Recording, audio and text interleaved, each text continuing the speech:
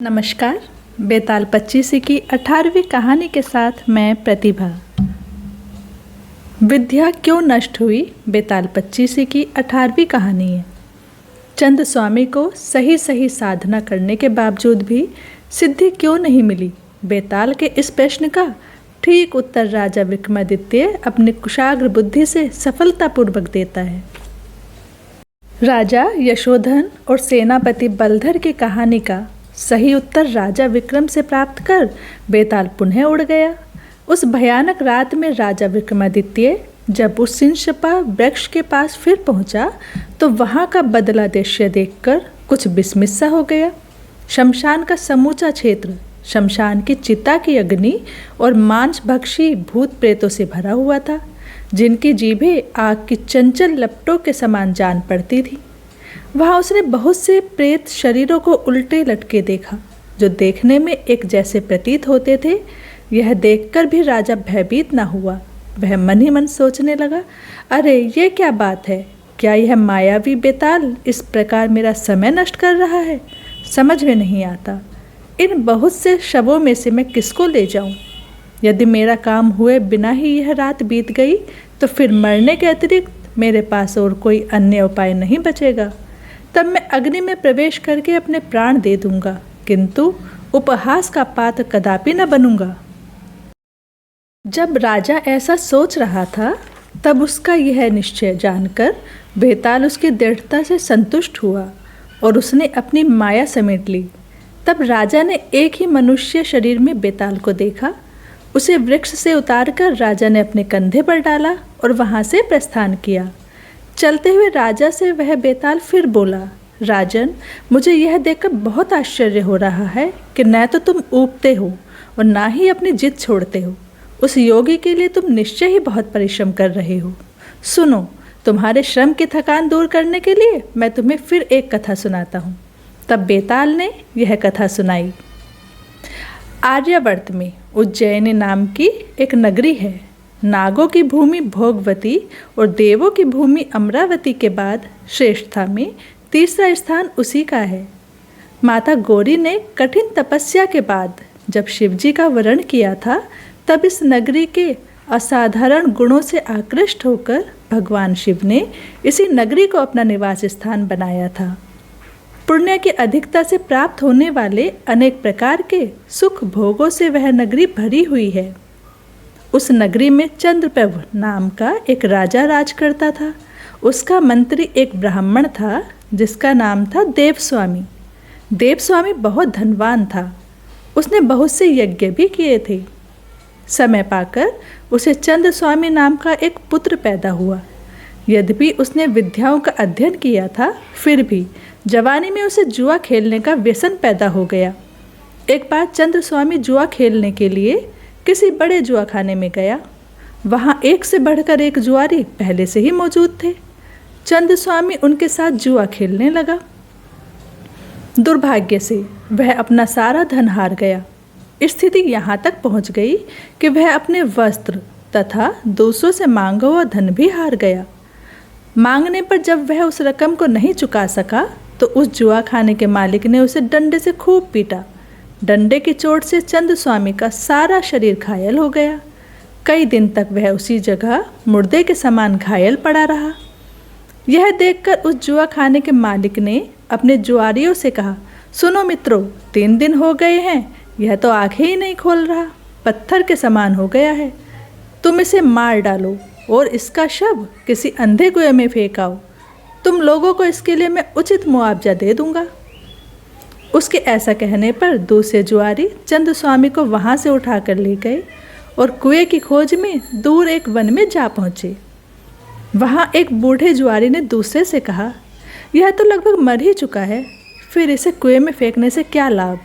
बेहतर है हम इसे यहीं छोड़ दें और उस जुआ घर के मालिक से जाकर कह दें कि हम उसे कुएं में डाल आए हैं।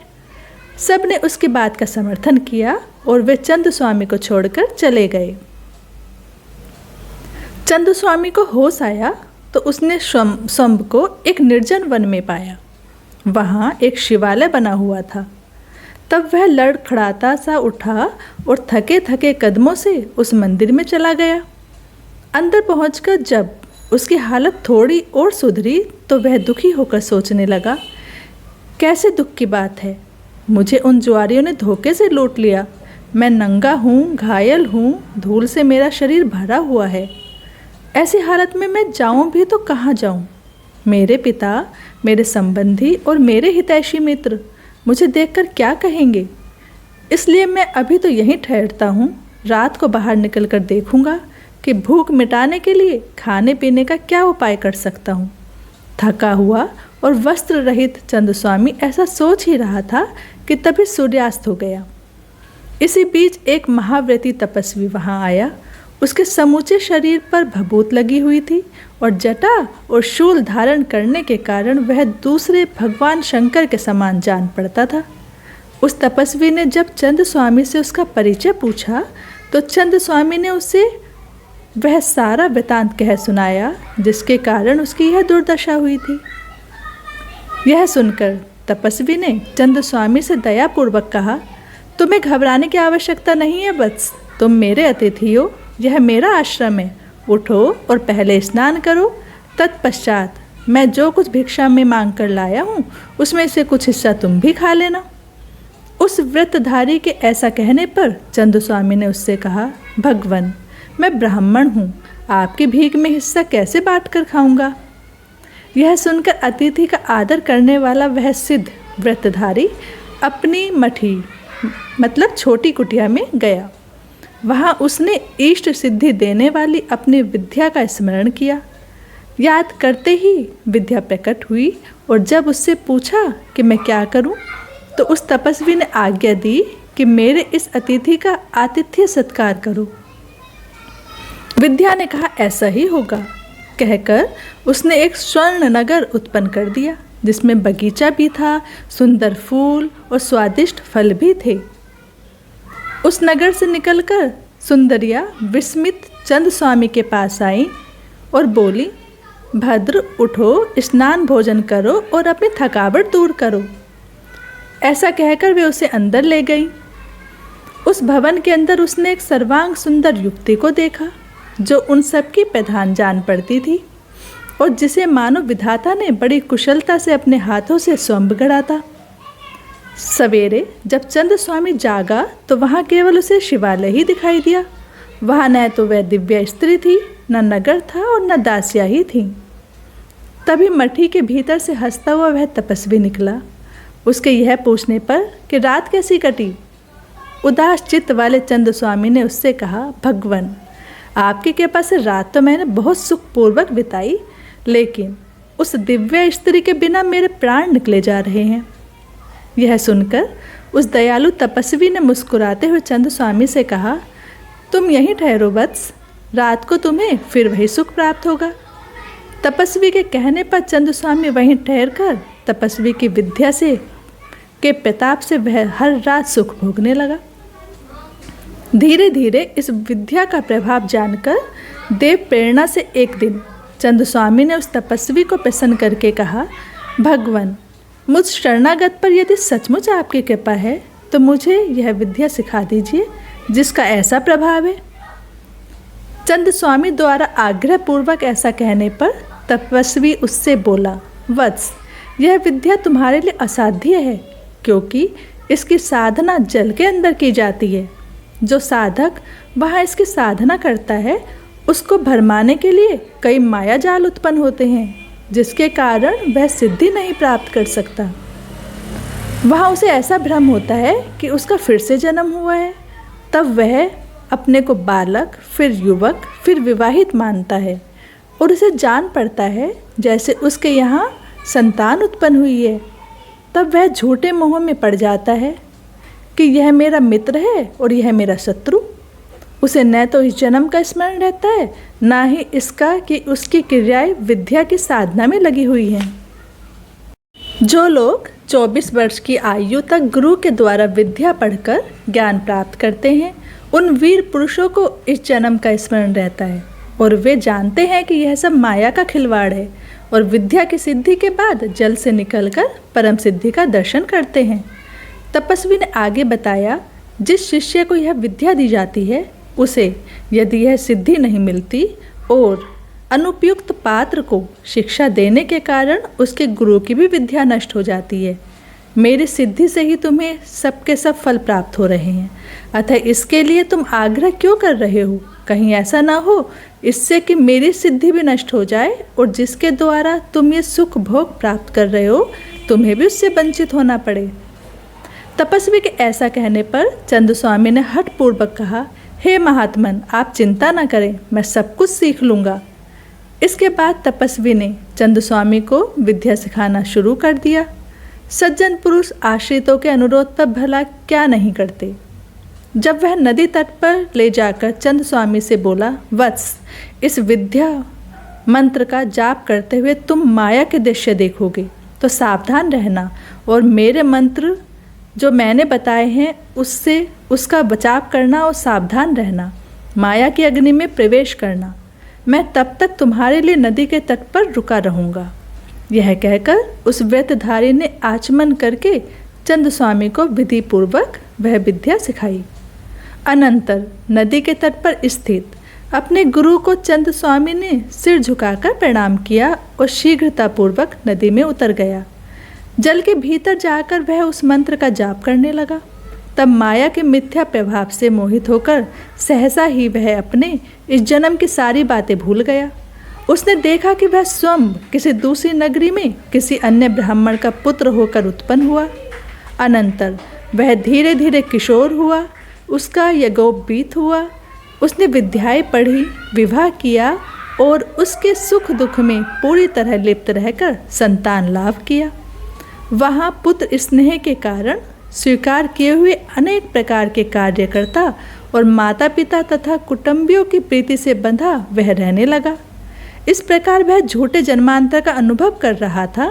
तभी समय जानकर उसके गुरु उस तपस्वी ने चेतना उत्पन्न करने वाली अपनी विद्या का प्रयोग किया।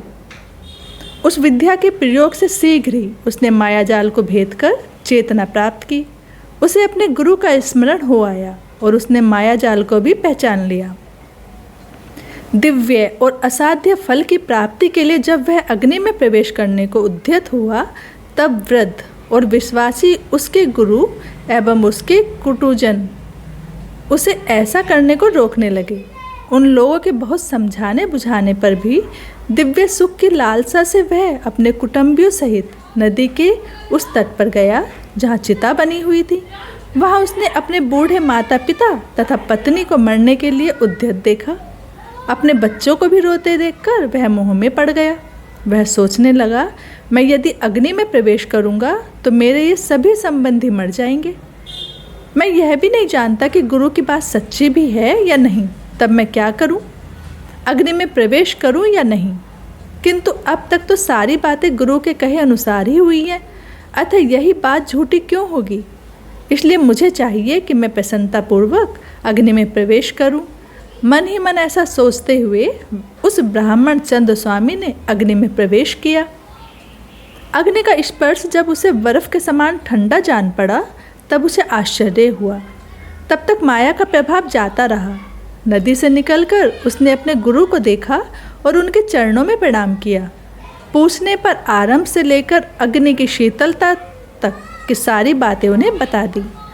तब उसके गुरु ने कहा, वत्स, मुझे इस बात की शंका हो रही है कि कहीं तुमसे कुछ भूल हो गई है, नहीं तो अग्नि तुम्हारे लिए शीतल कैसे हो गई? गुरु के ऐसा कहने पर चंद स्वामी ने पूछा, भगवान, मैंने कहीं कोई भूल तो नहीं की। तब इस रहस्य को जानने की इच्छा से उसके गुरु ने अपनी विद्या का स्मरण किया। वह विद्या न तो उसके सम्मुख ही प्रकट हुई, न ही उसके शिष्य के सम्मुख ही। तब वे दोनों ही अपनी विद्या को नष्ट हुआ जानकर दुखी होकर वहाँ से चले गए। यह कथा सुनाकर बेताल ने राजा विक्रमादित्य को पहली कही शपथ का स्मरण कराकर उनसे पूछा, राजन, मेरा संशय दूर करो और बतलाओ कि बताई हुई सारी क्रियाएं करने के बाद भी उन दोनों की विद्या नष्ट क्यों हो गई? बेताल की बात सुनकर उस वीर राजा ने उत्तर दिया, योगेश्वर, यह तो मैं जानता हूँ कि इस प्रकार आप केवल समय ही व्यतीत कर रहे हैं, फिर भी मैं बताता हूँ।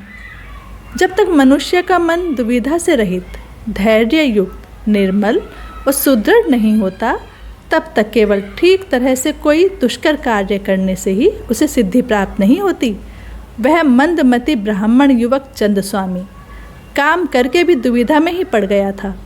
इसी से उसे सिद्धि प्राप्त नहीं हो सकी और अपात्र को देने के कारण गुरु की भी सिद्धि जाती रही। राजा के ऐसा कहने पर बेताल पुनः उसके कंधे से उतरकर दृश्य रूप से अपनी जगह पर चला गया। तत्पश्चात राजा भी उसी प्रकार उसके पीछे पीछे चला गया। कल रात 8 बजे एक नई कहानी के साथ मिलते हैं। चैनल को सब्सक्राइब जरूर करें। धन्यवाद।